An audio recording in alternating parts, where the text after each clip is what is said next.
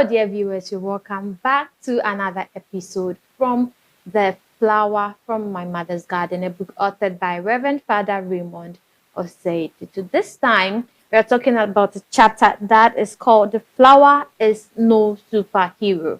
The Flower is No Superhero. I mean, hearing all these stories from the previous episode, you think that, or we would say that Father is a superhero, but he's telling us, no, he's not a superhero. So in this episode, we are going to understand why he's saying that he's not a superhero. So, Father, you're welcome once again. Thank you very much, Peggy.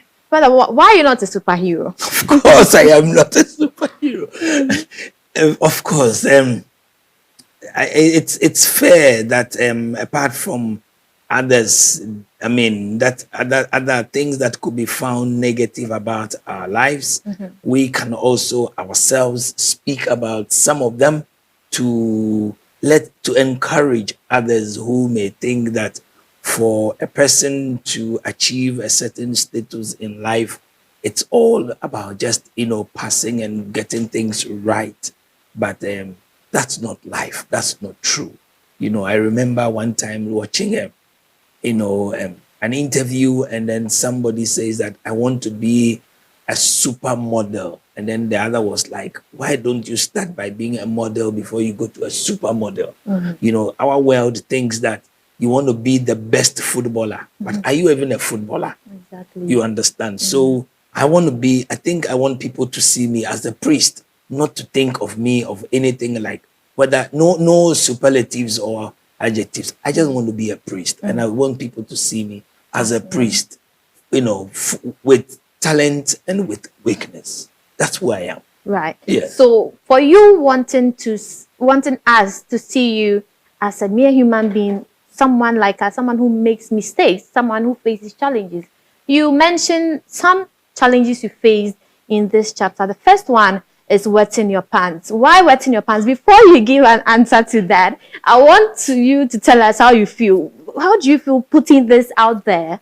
Well, at least now I'm not wetting my pants. Okay. Thank God. Okay. Okay. And well, I guess it's something that it's good to. I know it. If anybody knows who I am or how I grew up, having everything at my beck and call, and I didn't lack anything. I have mentioned it that I came much from a very good, family. And when I grew up and I went to school, I couldn't stand the bathrooms and everything. I was very sensitive, and I'm a kind of picky person. I want to see everything speak and spine before. So when I realized that the bathrooms were not that neat as I would have found in my house, I would keep the urine on me, and I wouldn't want to urinate. And in doing so, I ended up always having urine drawn in front of my boxers, in my pants, not because I just intentionally wee-weed on myself, but keeping it for too long, I ended up just soiling myself. And unfortunately, it was not just once, it was not just twice, it was not just thrice. It became part of me. So every time that was there. And so whenever you saw me, you see that I was in a pullover. And instead of wearing the pullover, I usually keep the pullover around my waist. Then I turn it around to cover myself. And, that is so instead of addressing or facing the reality, I was finding ways of covering my shame and still behaving in that boyish, dadaba, mama ba way. Okay. So one of my teachers realized that, and she mentioned that to my parents, and they decided to help me. So what they did was that every time when it was just about break time, 5 minutes to break time, she would come and stand by the gate and give me a hug. So as soon as the bell rang, I would rush in to the bathroom and go and be one of the first to use the bathrooms, so that just before the place becomes that bad, because otherwise I wouldn't go. And you wet your pants. And I wet my pants. So, well, this went on for some time, and before I finished class 6, I had overcome this in a way But remember, at class 6, I was still wetting my pants in that manner. Now, when I went to Pope John, things got worse to start with. Because in Pope John, it was public bathhouse and, what we call the KVIP, Lamu. So, I mean, those Pope John's guys know about this. It wasn't easy. The first 1 week, I wouldn't go for the major business. The major business. I would do just the first one. And I wouldn't even go to the bathroom, be doing it to the toilet. I do it outside. How long can you keep this? Yeah. How long? So I needed to face it. And I'm mentioning this because this is who I was. And this is the upbringing that I had. So, and this is what sometimes being a mama ba, dada ba can do to you.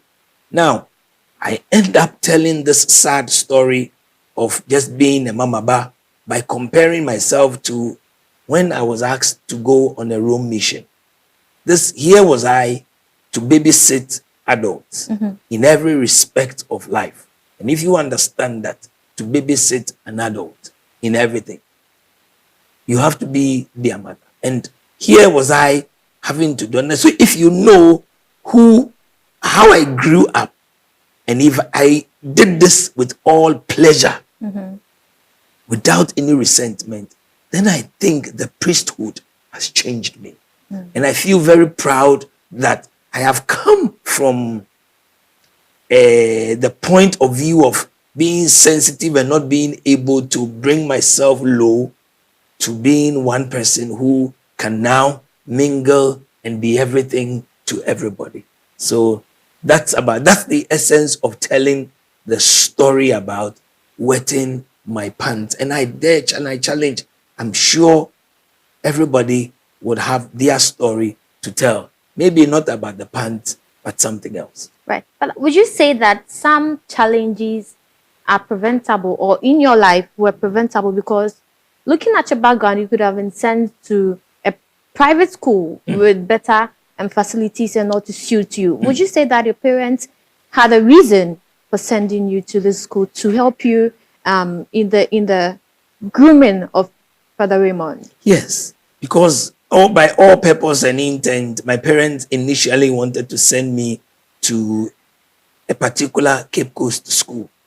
But my auntie, who was a lecturer at the University of Cape Coast, was there. And my mother felt that going there would just give me advantages again. So she felt like, let's choose Pope John, where we don't know anybody there. So you go there as a nobody, and you join everything. So I was in the role and nobody knew me. So sometimes some of my friends used to call me Dadaba or Mamaba with hard labor, because at one point they see that you look Dadaba, but you also act different. So sometimes they say, hey, you be Dadaba with hard labor, pa. But you see, that's how they use. But so my mother's decisions were always, overriding. And sometimes I see that she was just an angel. She was just an angel. No wonder she's an angel. Right. Now, let's come back to your academic failures, your academic challenges. Yes. When you were asked to repeat a class, I can imagine how you felt.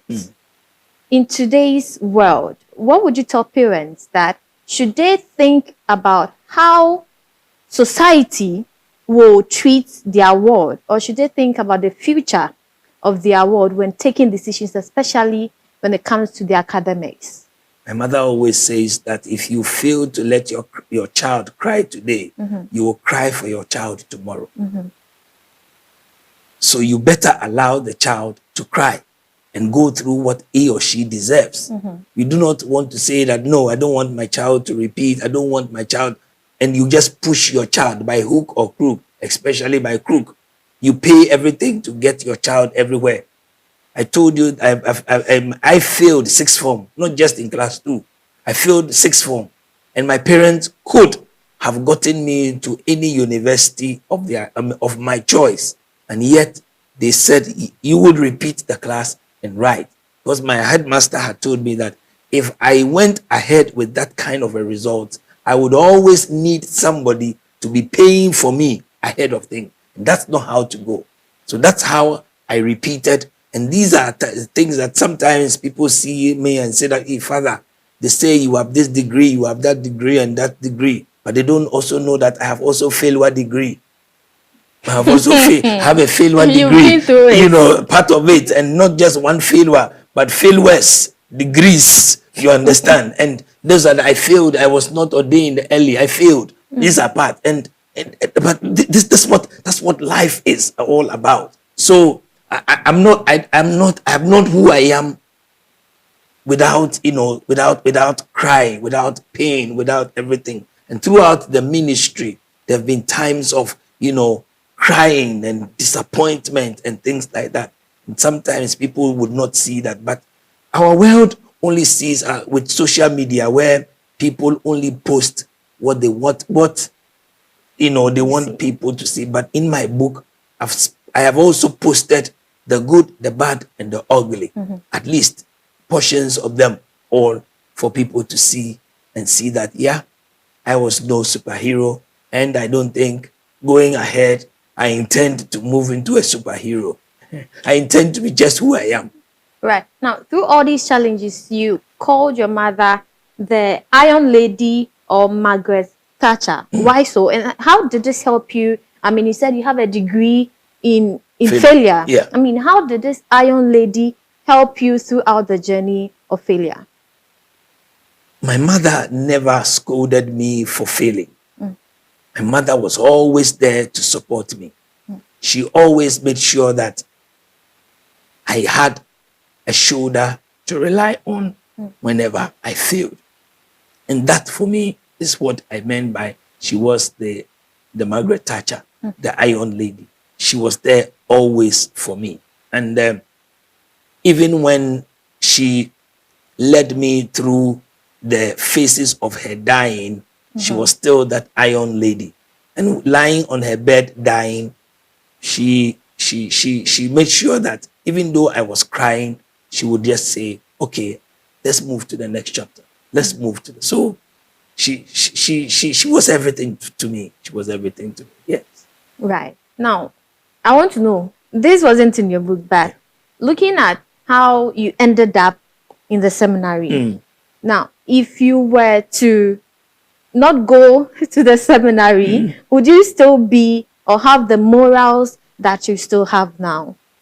I think so. Very, very much so. Very, very much so. Because, well, I guess this is an aspect of life that must be evaluated more by my peers than myself. But I want to believe that those who know me would say that I haven't changed much from how I was from my school days, even till now. I want to say, but this is not for me to say, it's more for others to, but I try to be who I am, even in those days. So I think that those morals and principles would still have been what they are, because I still have the same mother. Right. Now, let's come to the next challenge. The Flowers pencil has an eraser. You mentioned one lady's name in there, Miss Antonio. Yes. Who is she? Lydia Antonio. Lydia Antonio, Mrs., who is a very great woman, great friend. She was the one who helped me birth the gift of writing, because she challenged me to writing and I refused all the time.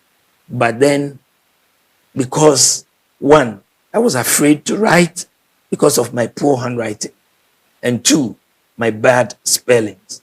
So she said, I do both for you. Write and I type, write and I check your spelling. And I wrote a little bit and she did. And when I gave it out, I started writing in standard. And whenever I posted in standard, everybody liked it. And people didn't comment about the spelling. Luckily, you don't have to write with pens in pen in the standard. So it was just about typing. Okay, so that's how. So Lydia Antonio was or has been a very, very, very great friend. And since Lydia, there has been many, many others who have helped me. So this is also a weakness, or this is also, sometimes you expect that people who have reached this status will be such that, oh, they have very, very angelic handwritings, or they can spell all the nice words and things like that. Just don't try me, because I know I may not give a good account of myself. But thanks to computer and AI and everything, I think these days these shortcomings are being eliminated small. But I have gone through the mill and then suffered it. So I want to give credit to them. Those are also weaknesses that one needs to acknowledge. If even I used whatever, but of course, in a book like this, it will be difficult to use AI to do it, because it won't be natural. Exactly. It won't be natural at all. These are proper things that have come from the well that is springing inside me. But I have had people like Lydia who have actually looked at this. And because I wanted to speak about her in this particular book, she has no idea, or she has had, by now when the book is out, she would know, but she has had no idea that she's being mentioned even in this book. So when it's out, she gets to know, because it's good. Just like Bishop Buckle and very, very great friends, Helen Malemore and Antoinette and Genevieve, Charles Akiti and the rest, who have been so great friends. They have not known that I choose to mention them in this book for their great roles that they have played in my life. Yes, because by all means they'll read the book and then right. So means Mrs. Antonio saw something in you. She believed in you. Oh, she believed in me. Right. So in our lives, in trying to be erasers for people, how do we make sure that we don't let them feel small or incompetent? Well, I guess it starts from not just talking, but doing. What I have received from people is what I try to do in people's lives. Okay. I have tried to be the erasers in people's lives and tried to be there for them. Being a father, as a priest, I meet people in the confessional, I meet people on the pulpit. But being a father as a counselor, I meet them outside these sacramental lines, and I still must show them. Being a person who is a pastor, I meet people in administration, and I still show them also mercy in the midst of justice. So not only do I desire to get that I get like Mrs. Antonio, what she has done for me is what I try to do for many people, to be their erasers. But in sometimes doing that, maybe we overstep, or I have overstepped my bounds. So if I did to any one of you, please forgive me. But my duty or my thinking has been that I try and become an eraser for you where you have also gotten it wrong.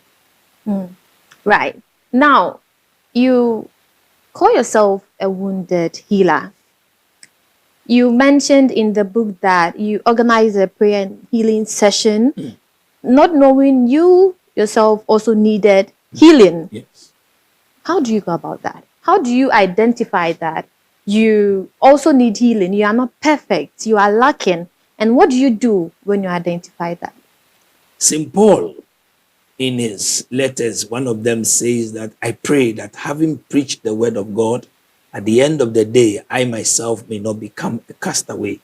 That means that the fact that you are a preacher of the word doesn't make you the word of you are not the word. You are only an instrument of it. So many times pastors, leaders don't, or we fail to acknowledge, at least to ourselves, that we are weak. And in this book, I narrate the incidents of a hate that I had bore against my father over years of after his death, or during his, that led to issues and things that led to his death after the passing of my mother. And not knowing that these had eaten into me. But when in the healing service that we had, what we call the Unbound series, I opened up and I experienced a wealth of healing touch, and it has liberated me. In fact, I felt free to talk about my father, to talk about my head, and to talk about my wounds that are inside. And today, I feel very, very much at ease, and I thank God for that also. And those are some of the things that, when we are being called to become ministers of the word and sacrament, we ourselves must open ourselves to those very instruments of salvation. And I am a beneficiary of the church's wealth. And I also want to proclaim that, yes, like the sacrament of confession is that which is also for the priest as well as for the laity, for everybody. So when I attend Mass, I do not attend Mass for the laity. I attend Mass for myself and for the laity. All right. Yes. Now, Father, for today's Catholic, you again mentioned in the book that we shouldn't follow the crowd. The world doesn't need men who follow the crowd. How do we live by that? Well, these days with social media coming up, there's always the craze of following and doing what everybody is doing. Yeah. So, but we need to be authentic. That's what the church calls us to be. We need to be authentic. We need to be authentic ministers. Today, everybody wants to do things for people to see, but you need to be authentic. Even if you want to write a book, if you want to make a song, you have to ask yourself, what's your motivation? Is it for money? Is it for fame? Or is it for ministry? What's your motivation? Then you make sure that you stand out well. Right. Now, let's go on to the third challenge that you face. I want to read from the book. It's called When Parents Eat Sour Grapes, Children's Teeth Are Set on Edge Not Too Long After. I want to read a paragraph or lesser than a paragraph from there. As my mother says, children are a reflection of their parents. This brings us to the subject.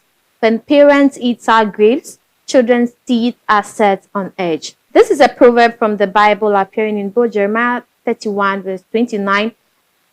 It means that sometimes children suffer negative consequences of their parents' actions or inactions, even though they are not personally responsible for them. How serious is this, Father? Well, I guess I spoke about it a little bit earlier on, that some decisions that my parents had taken leading to my mother's death and after my father brought a lot of challenges to the family, and expanded or got us into many things. I have not spoken about them in the book because, once again, they talk sometimes negative, sometimes positive about other persons that I have not asked their permission to talk about or to just paint them, because I have the platform. So I may want to just speak about them in a way that they don't have the same opportunity to respond in the book. So I didn't talk about them. Not that they are secrets, but it's just a question of respect of the other person. Right. But to say the truth is that some of those decisions were not so positive in my life. I just mentioned one that brought me so much hurt and pain. But I also realized that sometimes it's not just what the parents have done, but it's your interpretation. My interpretation is that they are wrong. What about if I was wrong? So in healing, you have to admit that the other person is not just your problem, but you can also be your own problem. So that's how you can be healed. And so I have come to understand not to put the blame solely on others.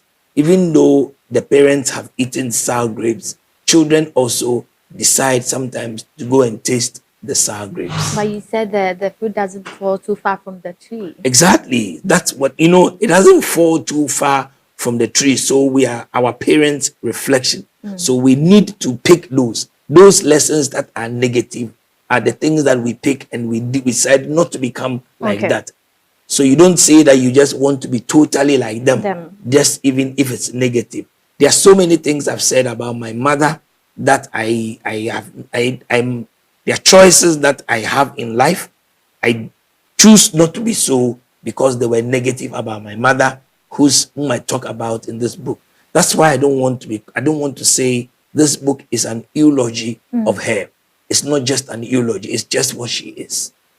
It's just what she is. We are wrapping up, but Father, I'd like you to throw more light on this sentence from your book. Sentence from the book. He said, "Remember, embracing vulnerability is the first step towards strengthening yourself in all aspects of life. No matter who you are, we are humans, whether a priest or a clergy or a lay faithful.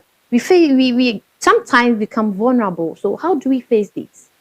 Well, I guess this is what I have done in the book by being vulnerable. But if you want to reach out, you have to also show that you have those vulnerability in you, and it will come at a price. So just like the things that I've written in there, some persons may read them and interpret them in ways that I never thought about.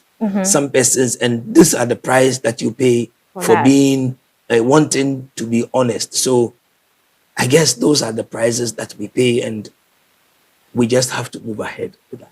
Yes. All right. So, any final words as we wrap up? The flower from my mother's garden. It's been 25 years of priesthood. I'm nowhere near the end. I am only just a quarter of a century.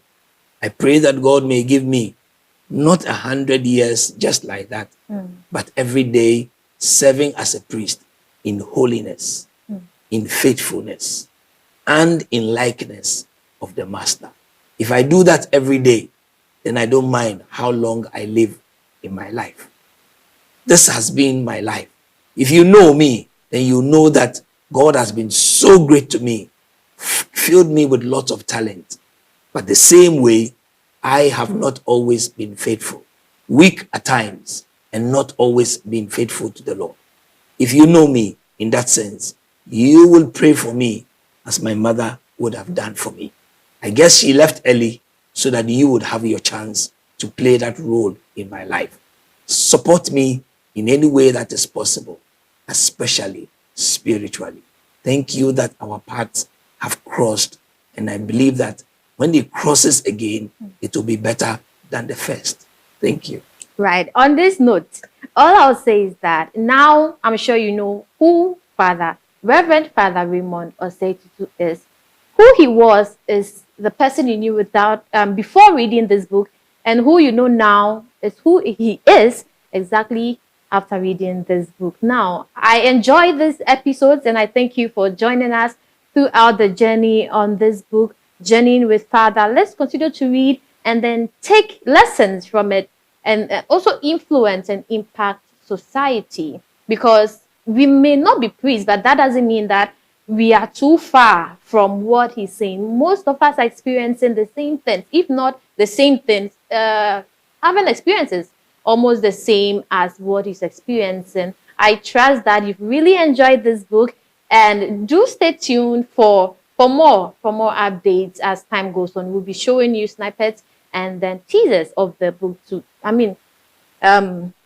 make you more interested, to whet your appetite, All right. Thank you so much for joining us on this journey of The Flower from My Mother's Garden, a book authored by Reverend Father Raymond Osei Tutu, the parish priest of St. Anne and Joachim, a termite, but now at Teshi. Thank you. Bye-bye.